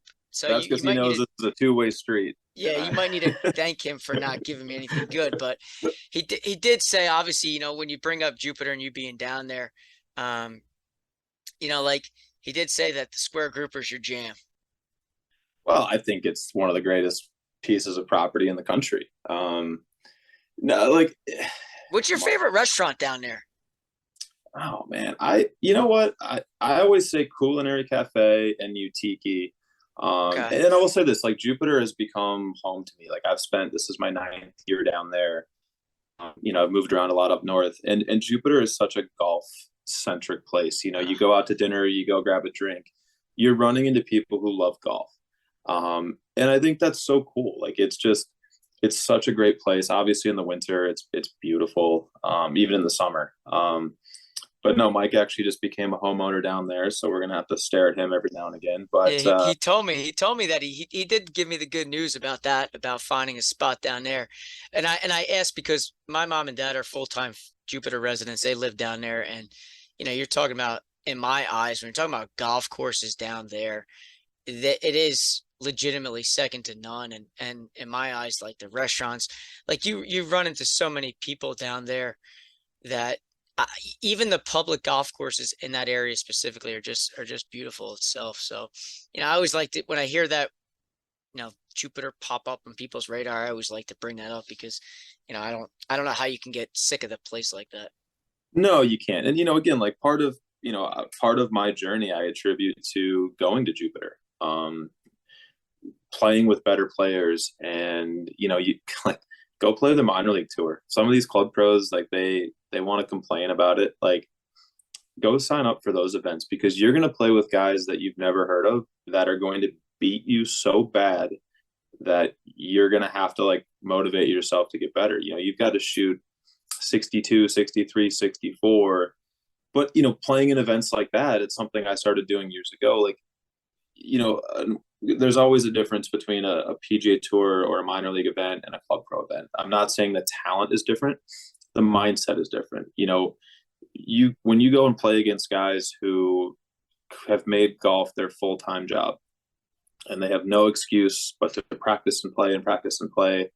And, as a club pro, we're balancing so many other things. And I think that's a key designation. But, if you want to be good at golf, you got to learn to play against the better people. And when you're in Jupiter, you could go play a money game. You could go to Jupiter Dunes and sit there and watch 10 guys roll up that will want to destroy you. And it makes you better. But that community has definitely heightened my playing ability. Playing with PGA. I remember when I was a member at Fox Club back in the day, playing with guys like Denny McCarthy and Brad Miller, and we'd have a money game where if you didn't shoot like 64, you were losing a lot of money. And that, Oh my God. but Right, that's just 18 holes, right? right. That's 18 18 holes. holes. But Right. that's a different. 18. Once you wrap your head around that being the task at hand, that's, I think, how you truly get better. You put yourself in an uncomfortable situation and learn how to figure it out for yourself. But I can't say enough good things about Jupiter. I love it down there. It's provided me a lot of really great experiences. And hopefully it'll be, part of my life for a very long time. Alex, I got a question kind of on what you were just talking about with, like, you can go to somewhere that there's going to be 25 guys that if you don't shoot 64, you're going to lose money. And like, can you put into perspective how much harder PGA courses and the setups of them are compared to, like, even like, I know you've been at Baltusrol, but like the regular play at Baltusrol, what's the level up of like a PGA US Open compared to just normal private clubs? It's a good question. And, I probably have a very skewed vantage point to that. I mean, I look back at the clubs I've worked at, and I attribute this to making me a better golfer. I mean, I've worked at, Forest Highlands, Congressional, Baltusrol, Ridgewood, Westchester, Desert Mountain. Those are all courses that host majors. They're arguably some of the longest and hardest courses in their respective areas. And so playing a tournament course like that makes you better because I think, and there's a difference, I think, between certainly a Club Pro, a Corn Ferry Tour event, and a PGA Tour event. You see some of these scores on the Corn Ferry, and I spoke about like the minor league tour, you're not necessarily playing the truest championship style golf course. It's not a Baltusrol. It's not a Ridgewood. It might be something different where it's like your hometown country club, but those guys are forced to adopt the mentality of you have to go and make birdies. You have to go and shoot 20 to 30 under par in 18 holes. On tour, the PGA Tour, in a major, if you normalize it, and I think the stat was if you shot like 2 under every round, which doesn't seem that bad, you would like win a couple times a year. You'd make, 75% of your cuts. The courses are just longer. They put a premium on hitting fairways and shot making, where some of the other, Corn Ferry, it might put just slap it down the middle, your wedge game and putting. It's literally a putting competition. But well, Bethpage is a perfect example because we've all probably played there close to home. Baltusrol as well. Like, they can't change the layout. But I mean, I play Bethpage every year now in the State Open, and the Met Open was there last year versus the PGA. Like, the rough was twice as long in the PGA. It was a little colder because it was May, but that's it. Baltusrol, they grow the rough out, but like, if you hit the fairways, it's not that bad. The greens might get a little quicker, but it's the same blueprint. They're big ballparks, and I've also learned, when you look at a PGA Tour calendar, whatever it is, that 26, 27 events a year, there's a reason why certain guys perform really well at certain events. It could be the grass, it could be the length, it could be the layout, it could be, you only have to play well a few weeks a year. But majors, and you said PGA Championship versus US Open. I think Kerry sets up the PGA is very fair. I've never played in one that I felt like, man, that was hard. Well, sorry, no, they're hard, but not unfair. Gotcha. US Opens, that's a different ball game. I'll just say that in case I ever play in one. But like, the PGA of America is not out there to make it impossible. It's very fair. The conditions are challenging, and that's also what's tough for the club pros. When you play in a major, and I unfortunately have to answer the question of why I've never made a cut. I've come damn close. I got hurt a couple times. The weather at Tulsa obviously was terrible, but that's one of the hardest setups they play all year. It's statistically the hardest event to get in as a PGA Tour player, the PGA Championship. Obviously the 20 of us, we have a little bit of a different route, but outside of that, it's the most challenging event. So you've got the best international field on a really hard golf course. And by the way, making a cut means you got to beat 2/3 of the field after 36 holes. That's not a small task. When you're going up against guys who look, I'm going from, and I'm not complaining, but it's a reality. I'm going from teaching a ladies clinic or running a tournament and then jumping on a flight and getting there, where everyone else is playing, practice, gym. But the golf courses, I think in New Jersey, being that we've talked so much about that, I mean, there's probably a dozen, if not more, courses in Jersey that could and have hosted PGA Tour events that people can play day in and day out. It was just interesting to me. So, but they make them a little faster. The rough usually gets longer because that's a defense nowadays, but that's about it. Like, those courses are ready to do it, but some courses, I wonder like how much work they do to pair is kind of. Yeah, I think everyone's different. I think, more of setting up a tournament now is the stands and things of that nature. Most of the golf courses, especially in Jersey, like, to your point, you could call them and with a week's notice, they could produce a really good product. I mean, the level of golf in Jersey, and I know we'll probably get into it later, but like some of my favorite courses, there's 12 to 15, maybe 20 places that are unbelievable that, literally at a moment's notice, you could bring tour guys there and challenge them. And, Bethpage is a great example, especially for high school kids, because there's no tricks. It is right in front of you. And if you hit fairways and greens, you can score there.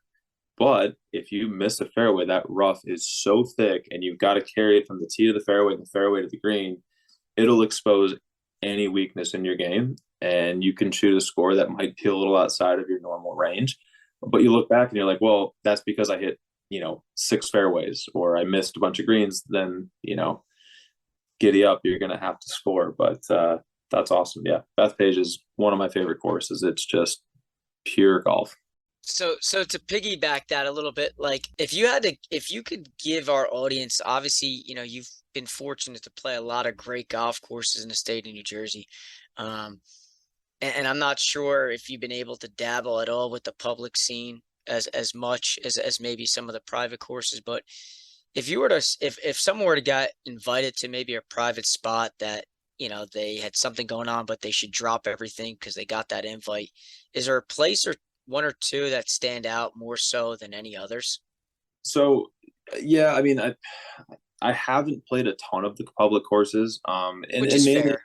And mainly the reason is, when I was in Jersey and even now, obviously with work and everything, most of the places I play are solely because there's a tournament held there. I really don't get a ton of like days off where I go and just like play somewhere. But one of my favorite conversations I've had with friends over the years is, we always talk about like, what are your favorite courses in New Jersey?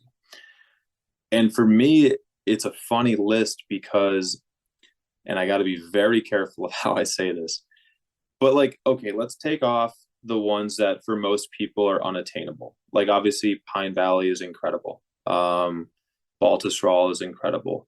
I still think Ridgewood, their composite 18 holes is the best golf course in the Northeast, and I'll stand behind, and it's an unbiased opinion.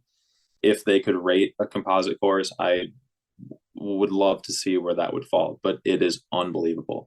But like my favorite courses outside of kind of those normal big names in Jersey are Arcola, Mountain Ridge, Hollywood, the Ridge at Backbrook, the last 16 holes at Essex County.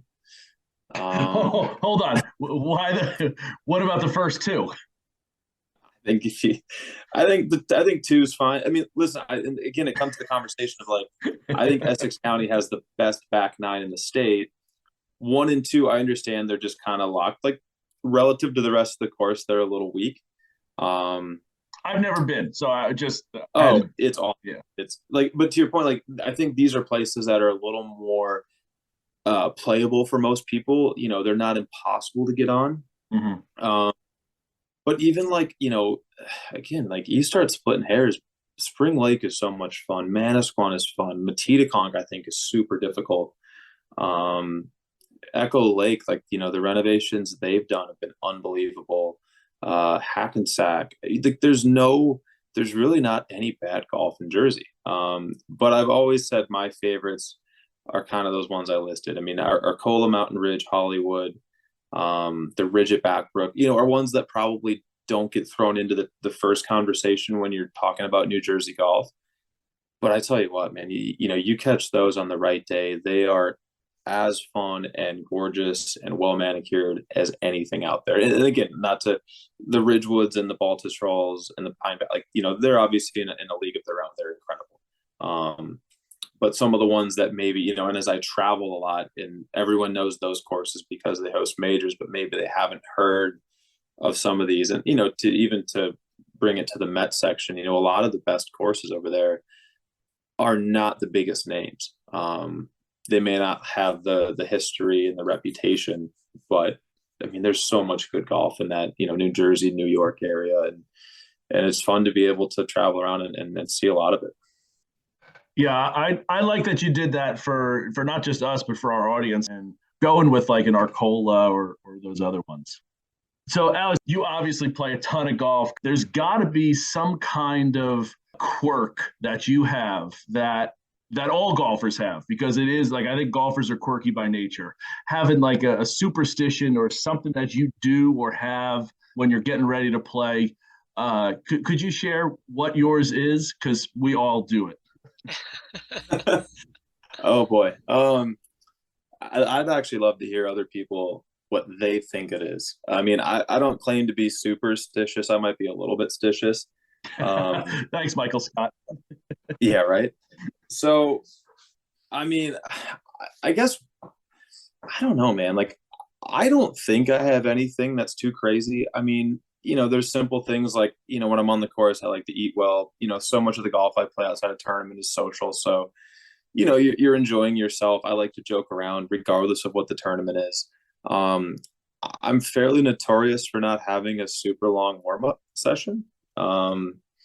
In the sense of kind of coming in hot and going straight to the tee. I wouldn't recommend that for everybody, but, for me, that's kind of how I learned how to play. I didn't always have time. And as a club pro, a lot of times you're bouncing from, your responsibilities to like, hey, Beach, like you're on the tee with, so-and-so. It's like, all right, like time to go figure it out. But, I say this and guys will look at me like, oh, you didn't prepare for this tournament. I'm like, yeah, maybe not. But I've also been preparing for these for 15, 20 years. The nights in the gym, eating fairly well, just knowing my game. And I know this is a poor answer to your question, but when I show up, I know what my game is.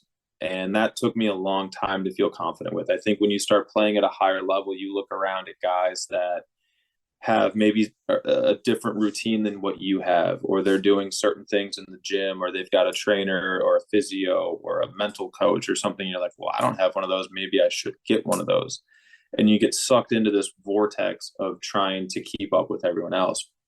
But when you become confident in what brought you there, whether you're a high school player, college player, a weekend golfer, and obviously I teach the game now, and it's fun to share these things, but, figure out what you're good at and play to that. And I think that's what I do really well. People ask me, like, what's the best part of your game? I say, I don't know.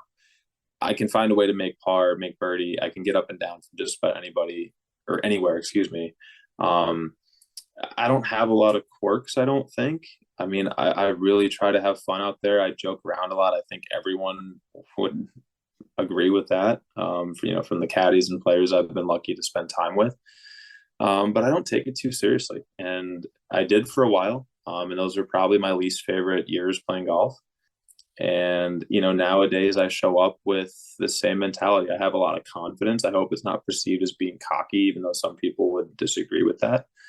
But I do me, I have fun with it. I'm comfortable with who I am, and I like to have a good time, win or lose. And I think that has allowed me to meet so many people and really kind of progress further than maybe I would have had I had a different attitude. And depending on the tournament, I've got the mindset of, listen, I'd love to go out and shoot 64 or 65 every time.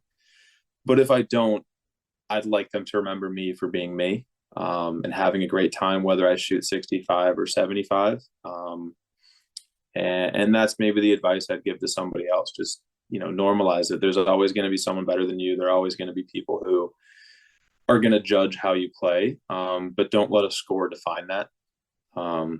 Obviously deep down, the competitive side of me hates losing. And that's what all the hard work behind the scenes goes into.